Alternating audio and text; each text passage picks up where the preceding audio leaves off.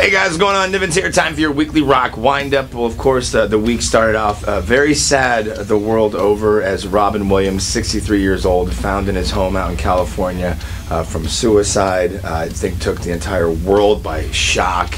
There really is no words to say about this. He will be greatly missed as he was truly, I think, the perfect comedian of our generation, the quintessential guy that we all looked at for a laugh. But obviously inside, very, very dark and very, very sad. I guess the only thing to say about that is that if you yourself, are depressed, or if you know someone, just help them out, man. There's nothing wrong with asking for help or subsequently offering to help someone out in the case of a situation like that. So rest in peace, Mr. Williams.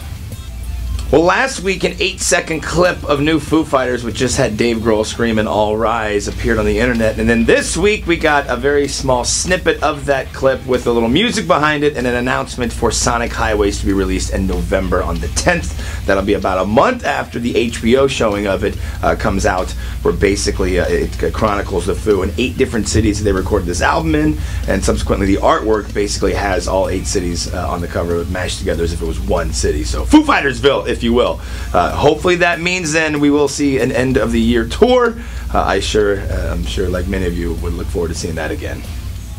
Well, back in 2003, Fugazi went on hiatus, the hardcore punk band from Washington, D.C., and it was announced this week that first demo recordings from them back in 1988 will see the light of day later on this year. And inside of that, a track that has never been released before, "Turn Off Your Guns." Now, this isn't necessarily a reunion in terms of the band getting out there, but I know this would be a pretty big deal if that was the case. So as soon as we get some solid dates on that, I'll make sure to let you know.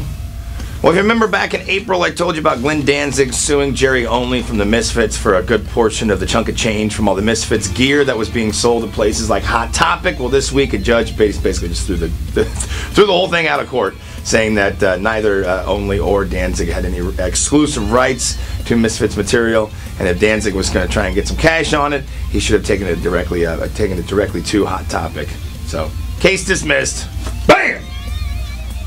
And to close out your weekly rock windup, it's all about drummers. Danny Carey from Tool going to be sitting in with Primus over the September month's touring shows. No stops in Kansas City, however, a couple shows in Chicago. Are reaching out and best well wishes to Aerosmith's Joey Kramer. Had some heart complications, having to sit out the next few shows. Hopefully he'll bounce back from that. And Chris Adler from Lamb of God saying, "I know nothing about those Slipknot tracks y'all say I'm playing on." He says right now silence is golden, and he can't say he recalls playing on those tracks, thus adding, I guess, some more mystery as to who was the drummer on the new Slipknot track that came out, the negative one. Some people think it might be a Clown. Some people think maybe it's Corey that got on there. Could possibly, maybe, I would assume, possibly, maybe, be Joey himself, just some old tracks that he laid down from years past. I guess as we get closer and closer to the release of new Slipknot in October, maybe, just maybe, we'll get some, we'll get some answers on that one. I'm Nivens. Thank you very much for tuning into your weekly rock windup. Have a great weekend.